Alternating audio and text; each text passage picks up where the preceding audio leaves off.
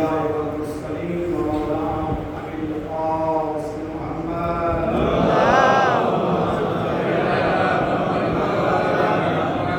بسم الله الرحمن الرحيم الحمد لله الذي كان موجودا قبل حدوث الأشياء ويبقى بعد فناء الأشياء تفرد بالأولية والقدم ووسم كل شيء ما أداه بالفناء والقدم كما قال عز شأنه كل شيء هالك إلا وجهه وكل نفس ذائقة الموت وقال كل من عليها فان ويبقى وجه ربك ذو الجلال والإكرام سبحان الله يخفى عليه اختلاف النيام ولا يعذب عن معاصي العباد في الخلوات سبحان الذي منه خلقت العباد وإليه المعاد ومن يعمل مثقال ذرة خيرا يره ومن يعمل مثقال ذرة شرا يره نشهد أن لا إله إلا هو الملك الذي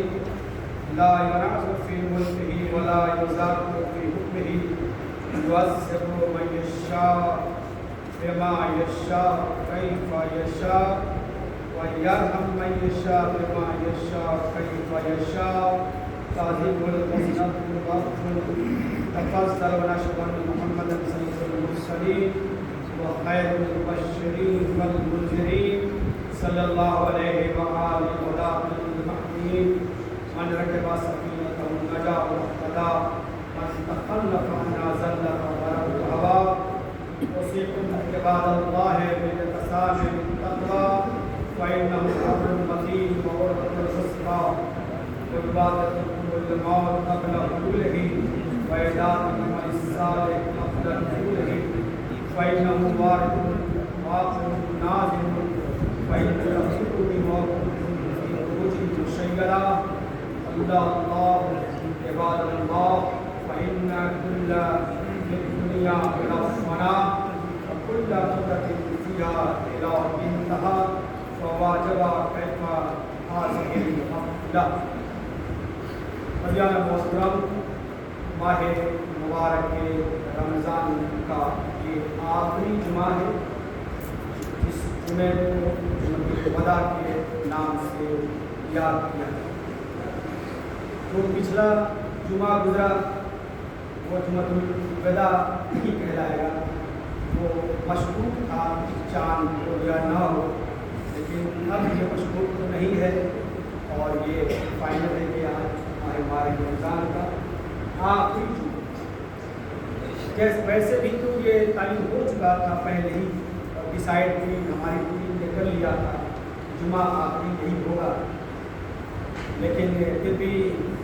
مشکوک ہونے کی صورت میں جو پچھلا جمعہ گزرا ہے وہ جمعہ قدس کے نام سے یاد کیا اور یہ بھی کہا گیا تھا کہ اگر کام ہو گیا تو یہ آخری جمعہ ہوگا نہ ہوا یہ آخری جمعہ ہوگا ایسا ہوتا ہی نہیں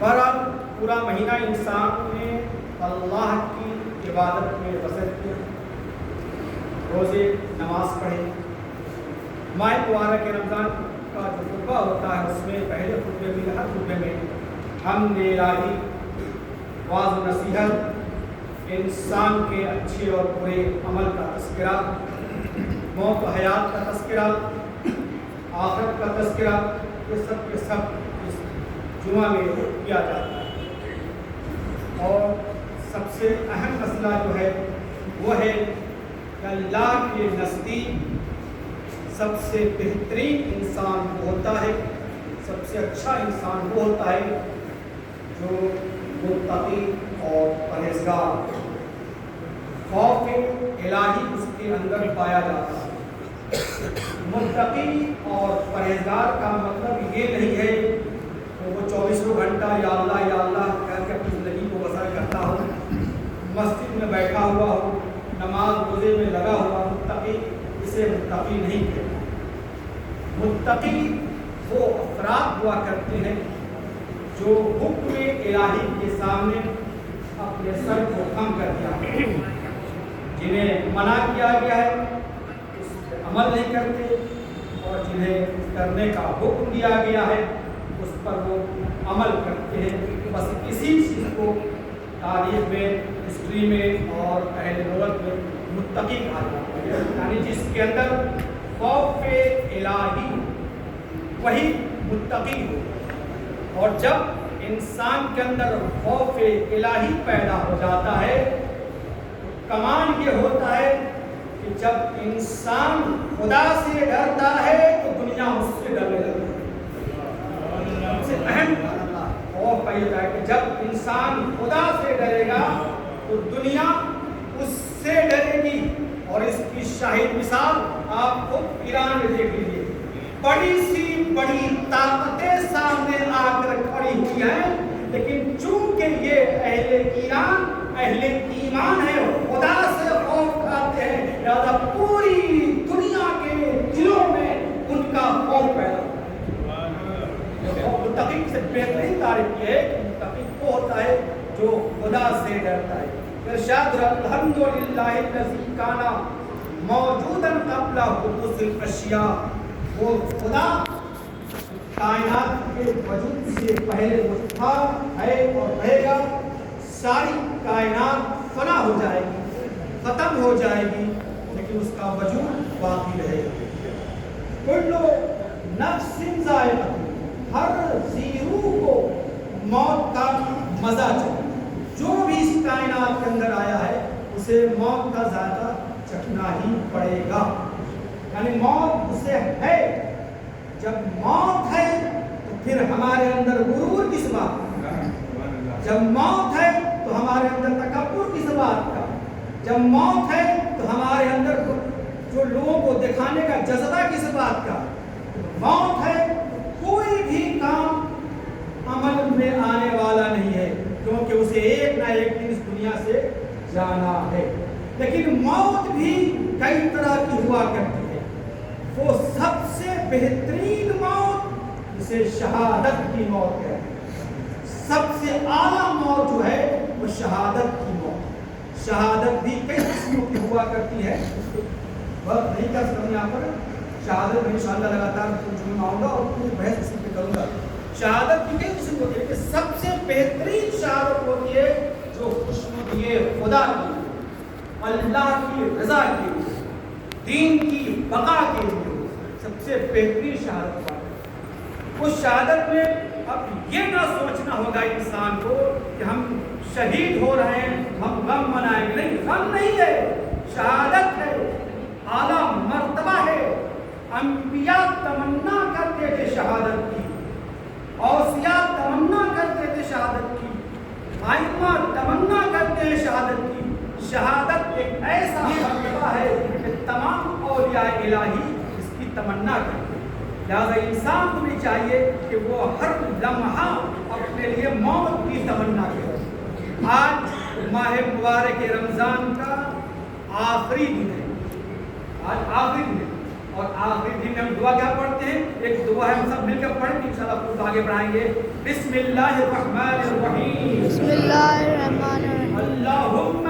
اللہم اجعل سلامی فیہ بالتشکر والقبول علی ما ترضاہ یرضاہ الرسول محکمۃ فرم بالاصول بحق سیدنا محمد وآلہ الطاہرین الحمد للہ رب العالمین.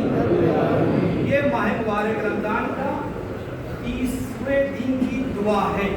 یہ ماہ رمضان کی 30ویں دن کی دعا ہے، اور الحمدللہ میں نے اس پورے 30 دن کی دعا کو اردو اور ہندی میں نے تشریح کر دی ہے. آئندہ سال انشاءاللہ آپ رمضان شروع ہونے سے پہلے یہ کتاب آپ کے حوالے پیش کریں گے کہ کیا کیا ہر روز کی دعا کی فضیلت کے بارے میں ایک ایک لفظ پر ہم نے بحث کی ہے.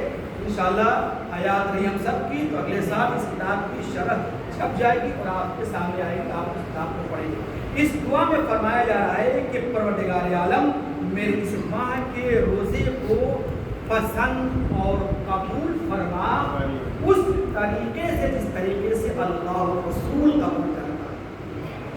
کا مطلب کیا ہوا؟ کبھی کبھی ہمارا روزہ بارگاہ الہی میں قبول نہیں ہوتا ہے، روزہ رکھتے ہیں لیکن بارگاہ الہی میں قبول نہیں ہوتا ہے۔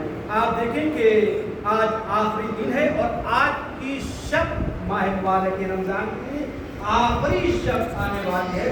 کل جو شب گزری بہترین شب شب جمعہ، اور آج کی شب جو آنے والی ہے بہترین شب عید الفطر۔ انشاءاللہ میں مفصل اور بہت اچھے انداز میں تھوڑے سے آپ کے سامنے پوری بحث کر دوں گا آج اور کل کے بارے میں کیا ہونے والا ہے، تاکہ نماز پڑھنے آپ آئے ہیں تو آپ کو عید الفطر کی اہمیت کا پتہ چلے۔ اہم چیز ہے کہ ہمارے سماج میں، ہمارے معاشرے میں لوگ عید الفطر کو ہنسی مذاق سمجھتے ہیں، ڈانس سمجھتے ہیں، گانا سمجھتے ہیں، خوشیاں مناتے ہیں۔ کیا اسی کا نام عید الفطر ہے؟ اور جب یہ سمجھتے ہیں تو سوالات اٹھتے ہیں کہ کیا ہم اس سال عید الفطر منائیں یا نہ منائیں؟ اہم چیز ہے، کیا ہم اس سال عید الفطر منائیں یا نہ منائیں؟ اور بعض جو ہیں وہ جواب دیتے ہیں منائیے، بعض دیتے ہیں نہ منائیے، لیکن کسی نے بھی کھول کر یہ نہیں بتایا کہ عید ہے کیا چیز، عید کیا منائی جاتی ہے۔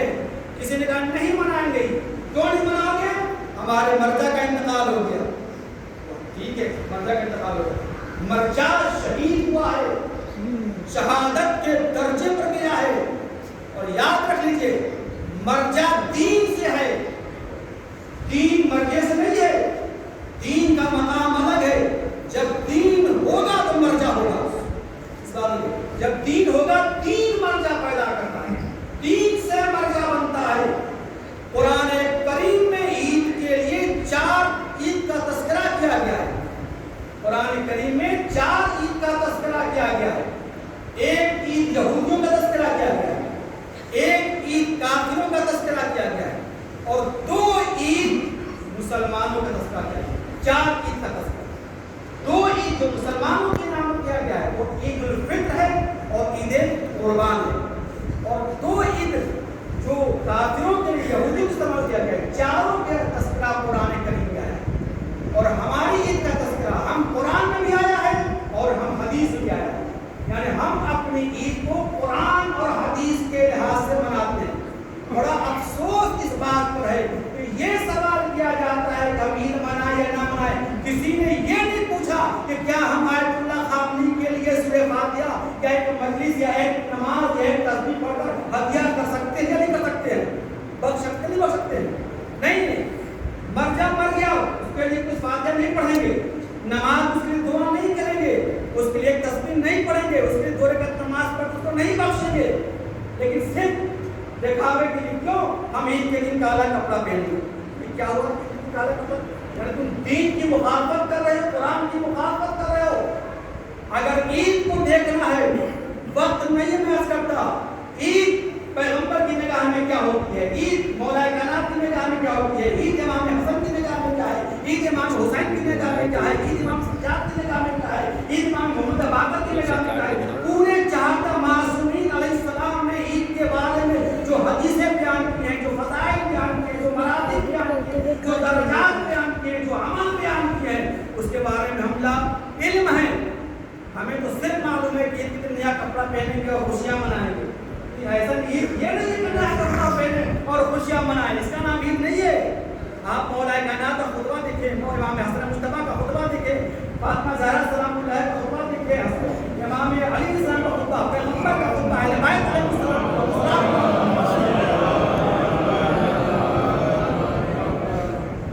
مولا کائنات علی ابن ابی طالب علیہ السلام۔ آپ خطبے میں ارشاد فرماتے ہیں، عید وہ دن ہے جس دن پروردگار عالم نیکوں اور صالح لوگوں کو جزا دیتا ہے۔ پہلے خطبے کا ایک حصہ، عید وہ دن ہے کہ جس دن پروردگار عالم نیکوں کو اور صالح و مومنین کو جزا دیتا ہے۔ آپ یہ بتائیے کہ بچہ پورے سال محنت کرتا ہے، محنت اور لگن سے پڑھے گا، ایگزام دے گا، اور جس دن رزلٹ آئے گا اس کا باپ بولے گا رزلٹ نہیں لینا ہے، تم کو نہیں منانا خوشی، رزلٹ نہیں لوگے، बच्चा नाराज नहीं होगा, पूरे साल पढ़े हैं, पूरे साल मेहनत किया है, जहमत किया है, आज रिजल्ट दे रहा है, हम रिजल्ट को कबूल नहीं करेंगे, फाड़ के फेंक देंगे, तो ये अक्ल की बात है या अक्ल की बात है?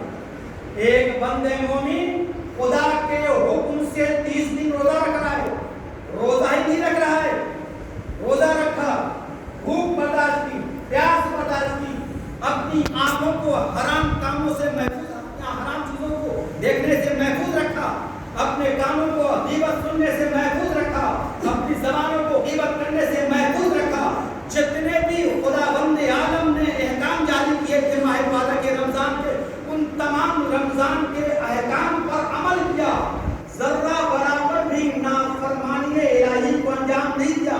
हुक्म हुआ सदका दो, सदका दिया, हुक्म किया कुरान पढ़ो, कुरान पढ़ा, यानी पूरा महीना इताअत इलाही में सर्वसुजूद रहा। तो खुदा कहता है मेरे बंदे तूने हमारे हुक्म की इताअत की है, आज हम तुम्हें जजा देंगे। बंदा कहेगा मैं जजा नहीं दूंगा, ये क्या हुआ? यानी आप खुदा से इनकार, दीन से इनकार, शरीयत से इनकार, गलत है, तसव्वुर गलत है। मसला का हम ईद को समझ ही नहीं पाएंगे है क्या? जब मसला ईद को हम समझेगा तब होगा। तो रोज़े जज़ा का दिन है और काफिरों के लिए और बदकार इंसानों के लिए ये सजा का दिन होता है। तो जब नेमत इलाही मिल रही है इंसान को तो खुश होना चाहिए। जब नेमत इलाही मिल रही है, अल्लाह दे रहा है, कौन दे रहा है? अल्लाह दे रहा है। एक इंसान किसी बच्चे को ईदी दे रहा है, बच्चा कितना खुश हो जाता है। सारी जिंदगी इंसान अमल करता है उसकी गुनाहों की माफी हो जाए, और ईद के दिन खुदा आलम बंदे को माफ कर रहा है, बंदा कर नहीं हमें नहीं चाहिए, हम नहीं मनाएं, हमने ये तो कम इल्मी है कि ईद को समझ नहीं पा रहे। दूसरा ईद, तीसरी चीज गुनाहों की सजा का दिन है। ईद का दिन गुनाहों की सजा का दिन है। वही नाराज होंगे जो गुनाह से भरे पड़े होंगे। माह मुबारक के रमजान में अमल खैर नहीं, नमाज नहीं, रोजा नहीं, कुछ नहीं किया, उनके लिए इनाम नहीं है, उनके लिए सजा है क़यामत। तीसरी चीज ईद का दिन क़यामत के दिन से मुशाबहत रखता है। ईद का दिन क़यामत के दिन से मुशाबहत रखता है। क्या मतलब? जब आवाज दी जाएगी तो लोग अपने अपने घरों से बारगाहे इलाही में हाजिर होंगे। क़यामत दिन क्या है? अपने अपने घरों से निकलकर लोग बारगाहे इलाही में हाजिर होंगे और फिर हिसाब किताब होगा। अहले ईमान को जज़ा और अहले नफाक को सजा दी जाएगी और फिर वो लौटकर अपने अपने घर जन्नत में चले जाएंगे। कहते हैं मौला फरमाते हैं शबाहत के मोहम्मद के दिन, यानी जब आज ईद की आवाज़ आए, ईद की नमाज की आवाज़ आए तो अपने अपने घरों से बाहर निकलो, जहाँ नमाज हो रही है वहाँ नमाज पढ़ने जाओ, फिर लौट कर अपने अपने घर आ जाओ। ये मौला उसके बाद फरमाया कि एक और जगह मौला कायनात अली इब्न अबी तालिब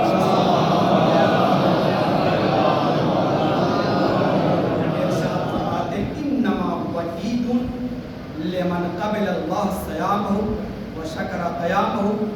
इमाम फरमाते हैं ईद वो है कि जिस दिन अल्लाह सुब्हानहु व तआला रोज़ेदारों के रोज़े को कबूल करता है। ईद वो दिन है जिस दिन अल्लाह सुब्हानहु व तआला रोज़ेदार के रोज़े को कबूल करता है और जो शुक्र करता है उस शुक्र को भी कबूल करता है। फिर मौला फरमाते हैं कुल्लु यौमिन ला युसा फीहि हुवा ईदुन यौमुन। कहते हैं कि असल ईद दिन को कहते हैं कि जिस दिन इंसान बारगाह इलाही में कोई गुनाह ना करे, उस दिन उस इंसान के लिए सबसे बड़ी ईद हुआ करती। जिस दिन इंसान खुद इंसान तसव्वुर करे कि आज हम कोई गुनाह नहीं करेंगे, सुबह से शाम तक कोई गुनाह नहीं करेंगे, चाहे गुनाह तसव्वुरी हो, कोई गुनाह नहीं करेंगे। हकीकत में ये ईद इंसान के लिए वही ईद है। अब ये है कि अल्लाह ताला ने बाज़ दिनों पर मुक़द्दम रखा। इस बात की जैसे इंसानों में बाज़ दिन मुक़द्दम हुआ करते हैं, उसी तरीके से अल्लाह ताला ने बाज़ दिनों को बाज़ दिनों पर मुक़द्दम रखा है گزرے دنوں کو برکت اور نور رکھا ہے. چونکہ انسانی زندگی جو ہوتی ہے وہ خوشی اور غم میں مبتلا ہوتی ہے. انسانی زندگی کا دو مجموعہ ہے، خوشی اور غم. انسان کی زندگی میں کبھی خوشی آتی ہے اور کبھی غم آتا ہے. تو خوشی اور غم کے مجموعے کا نام ہے انسانی زندگی. عید کے دن خدا نے اپنے تمام بندوں پر رحمت کے دروازے کھول دیے. عید کے دن خدا عالم رحمت کے دروازے کھول دیے. جب خدا رحمت کا دروازہ کھول رہا ہے تو ہمیں بند کرنے کا کیا حق ہے؟ حال یہ ہے خدا رحمت کا دروازہ کھول رہا ہے تو ہمیں کیا حق ہے ہم رحمت دروازے کو بند کریں؟ ساری زندگی انسان کی دعا کرتا ہے کہ رحمت دروازے کھلا رہے اور عید کی دن اللہ کہہ رہا ہے کہ ہم رحمت کے دروازے کھول دیتے ہیں. تمہیں چاہیے کہ اس رحمت کے دروازے سے فیضیاب ہو. جب کوئی دسترخوان اٹھا دیا جاتا ہے اور بہترین نعمتیں لگا دی جاتی ہیں تو کھانے والے سے کہا جاتا ہے کہ بھائی یہ نعمتیں مشکل ہیں، آپ اس نعمت کو استفادہ کریں اور آپ ہمارے میں نہیں کھائیں گے تو نقصان کس کا ہوگا؟ نہیں کھائیں گے نقصان. اور نعمت دروازے کھولتے ہیں. پھر اس کا فرمایا گویا انسانی روح جو ہوتی ہے اس ہوتا ہے کہ انسان کو معراج تک پہنچا. اس کے بعد پھر فرمایا کہ عید کا دن وہ دن ہوتا ہے جس دن خدا اپنے بندوں کی مہمان نوازی کرتا ہے. مہمان نوازی پورا مہینہ اللہ مہمان نوازی کر رہا ہے اور خصوصاً عید کے دن خداوند عالم اپنے بندے کی مہمان نوازی کرتا ہے. اس مہمان نوازی کیا ہے؟ مومن خدا کے حکم سے عمل کرتا ہے. پورا مہینہ مومن خدا کے حکم سے عمل کرتا ہے. میں نے کہا گھر میں ساری چیزیں رکھی ہوئی ہے، کوئی نہیں ہے، پیاس بھی لگی ہے، کھانا بھی ہے، فروٹ بھی ہے، پھل سب کچھ ایوری تھنگ موجود ہے، سب کچھ گھر موجود ہے، لیکن بہترین اعتدال رہے میں سب پسند کر رہا ہے. کوئی دیکھنے والا نہیں ہے، لیکن اس کے اندر اتنی طاقت نہیں ہے کہ وہ فریج سے نکال کر پھل کو کھا لے. انسان کے اندر اتنی طاقت نہیں ہے کہ فریج سے نکال کر ٹھنڈا پانی پی لے. کوئی نہیں دیکھ رہا ہے، کوئی نہیں دیکھ رہا ہے. سب کچھ فریج میں، بہترین غذا فریج میں، بہترین نعمتیں فریج میں، گھر میں کوئی نہیں ہے، سب بہن باہر. لیکن روزے سے نہیں کھول رہا ہے. کیوں نہیں کھول رہا ہے؟ کیونکہ اس کے ذہن میں ہے کہ خدا ہمیں دیکھ رہا ہے، خدا ہمیں دیکھ رہا ہے. اگر یہی چیز سال کے 12 مہینہ انسان کے اندر پیدا ہو جائے، اگر یہی چیز انسان کے اندر سال کے 12 مہینہ پیدا ہو جائے، یقین جانیے انسان نہیں ایک پہاڑ بن جائے گا اور بڑی سی بڑی طاقتوں سے ٹکرانے میں اسے خوف بھی محسوس نہیں ہوگا. تو اس کے بعد کیا ہے؟ روح کی